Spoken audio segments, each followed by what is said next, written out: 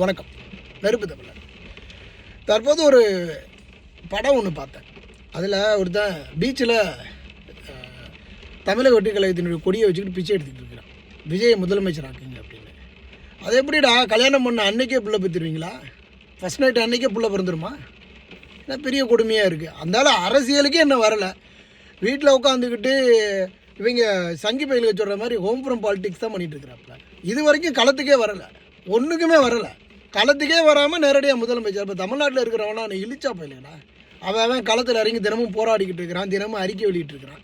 இவன் படத்தை முடிச்சுட்டு தான் நான் வெளியில் வருவேன் அப்படின்னா, அப்போ அதுக்குள்ளே இருக்கிறவங்க போனால் தமிழ்நாடு அழிஞ்சு போனாலும் இவனுக்கு பிரச்சனை இல்லை. ஏன்னா இவனுக்கு முக்கியம் படத்தை முடிக்கணும். இப்போ வாரிசுங்கிறிய உங்கள் அப்பா ஒரு இயக்குனர், ஒரு நடிகர். அப்போ நீ ஒரு நடிகனாக வர்ற. அப்போ இது வாரிசு நடிகர் பட்டம் இல்லையா? ஏன் வர்றீங்க? சினிமா என்பது தொழில். அப்போது அரசியல் என்பது என்ன? இங்கே தொழிலாக தானே இருக்குது. அப்பாவுக்கு அப்புறம் மகன் தானே இருக்கிறான். அதுதானே தமிழ்நாட்டினுடைய அரசியல், உலக அரசியல்.